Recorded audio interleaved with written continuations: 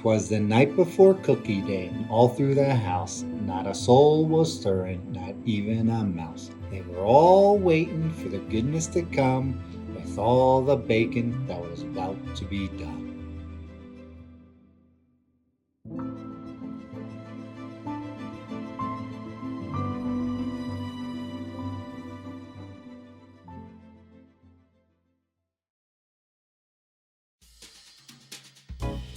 In preparation of the day, we actually have a spreadsheet that includes everyone selecting the kind of cookies that they want to participate in this year and making sure that we have all the ingredients, and that's butter and flour and sugar and eggs and all the other kinds of ingredients that have to go in it, whether it's spices or baking powder, that kind of thing.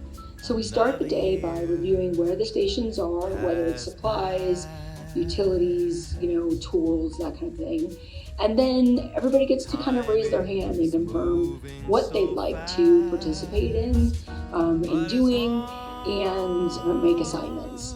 And then we get going. So we generally try to do the cookies doughs that need to be in the refrigerator for an hour or two first, so that as those get in the refrigerator, have an hour or two, we get the other ones going that don't need to be refrigerated and get them rolled.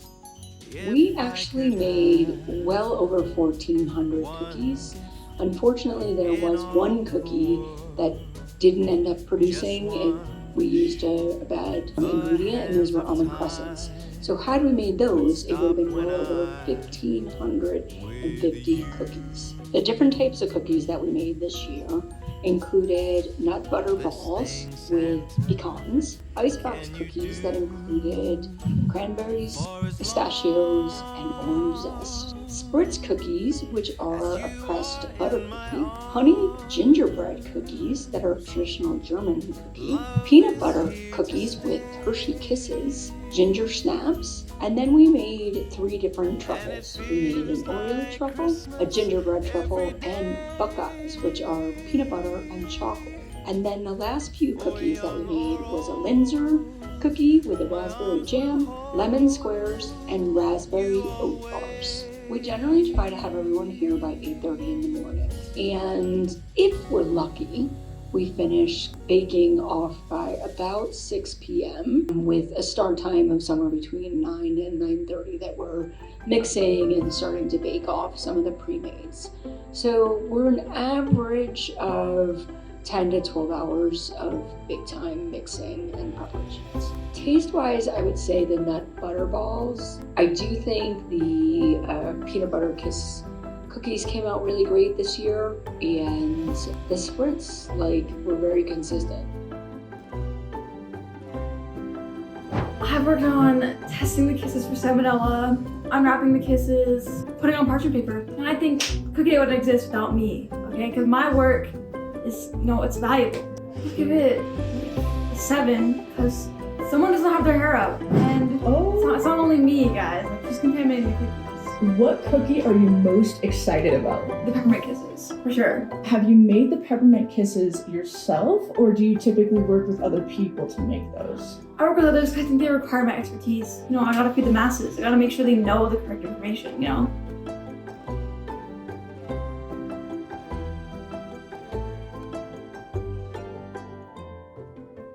I would say the busiest time was we had a transition period where there were truffles that were being dipped and cookies in the oven and cookies coming, on trays to go into the oven. And all of a sudden we had gotten through the double ovens, which is 4 racks of cookies at a time, a lot coming off of the trays and going into the oven at the same exact time. It turned out that it all kind of collided at once in terms of timing of truffles being dipped, cookies in the oven, and cookies out of the oven. And we didn't have enough room in the drying or cooling station area. So next time we'll have to add another table in there as well. Even though we do a lot of planning and we use the same spreadsheets, inevitably we're either down or have less supplies of something, and it's been great where we've usually had a runner or two that can run out to the grocery store. So preparation actually takes emails and texts and preparation, looking at recipes, making sure that the supply list is up to date. And we've actually started taking notes year over year and adding those notes in to get it even better. I would say midway through the morning, I was getting worried that we weren't on top of getting the cookie doughs that needed to get into the refrigerator, and I thought we were really behind. As it turned out, by about lunchtime, when we looked at the checklist, we were actually not only on schedule, but slightly ahead of schedule based on Olivia helping to pre-roll the truffles this year.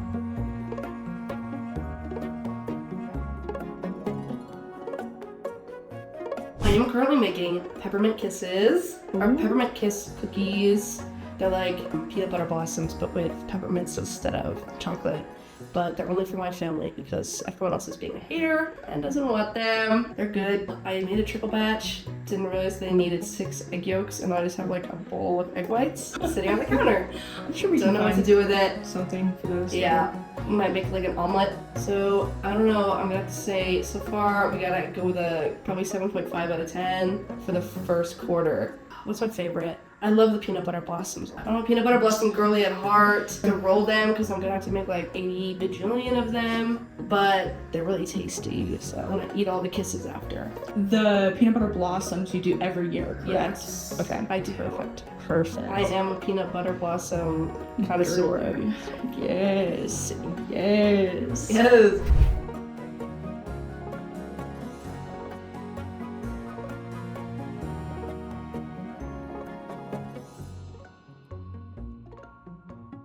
I love the tradition. It's so much fun to have the kitchen busy and humming and lots of conversations. And actually the whole downstairs of our first floor is really, really hopping and everybody's really engaged. I would say when it comes to going through and figuring out how many cookies we have to for distribution, sometimes I notice that if we haven't weighed our cookies, we don't actually have the quantity to do a decent portion by 4 families for that cookie.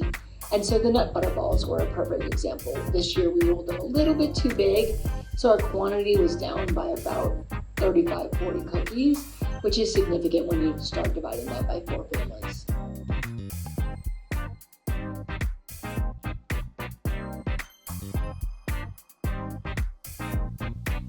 So we have already put into the refrigerator to chill almond crescents, nut butter balls, linzer, and the peanut butter blossoms. And then we have a number of truffle ones. There's also ginger snap cookies and a honey gingerbread cookie, which they're 2 different kind of cookies. It's honestly a 10. We've been really organized. We've tried some new things from an efficiency perspective. Everybody's in a good mood and the sun is shining, so we're doing pretty good. Probably the icebox cookie. It's one of my favorites. So it's a brown sugar cookie that has orange zest with cranberries and pistachios, and it is a traditional icebox cookie because you put it into the icebox to refrigerator freeze before you slice them and then bake them off. So the most new one in 2025 is a traditional German gingerbread honey cookie. So I did do a test round before actual cookie day so that I knew did we like it, did it taste good? We did some test rounds with like how to glaze it, that kind of thing. And I had it as an offering for everybody before we started our day of cookie baking, and everybody unanimously was like, we need to do this year. So we are adding that one. In terms of one that I think we've near perfected, I would actually say it's our spritz cookies. Between actually mixing the right quantity And quite honestly, Samantha has done an amazing job of perfecting the actual cookie press to the point that she can change out to different shapes and have a consistency that makes the cookie perfect.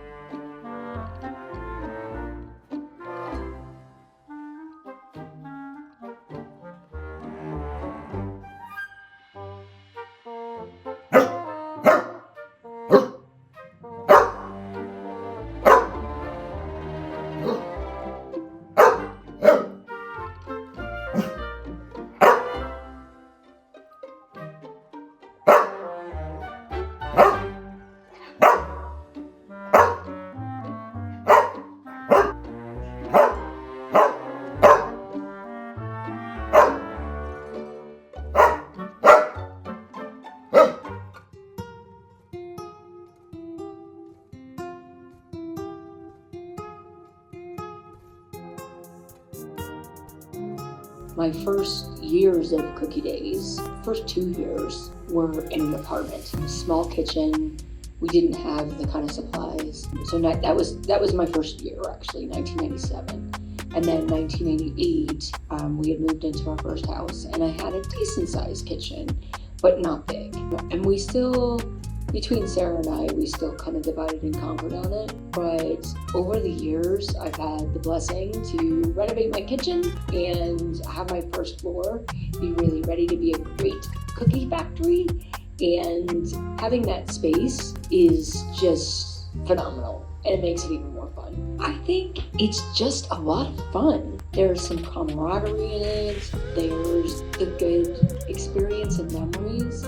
There's also a lot of family that is coming together. So both of my daughters are actively involved in it, as well as Denise's daughters as well. So, and Jen and Denise are like sisters to me. Tamara joined us last year for the first time, and she's like family too. So it's more than just a few friends coming together. It's about creating memories and sharing what the output of those memories are with friends and family near and far. I wouldn't give up Cookie Day for anything, and I hope I have many, many more years to be able to do Cookie Days and someday pass the baton on to my girls. But it's absolutely worth it, and I wouldn't trade it for anything.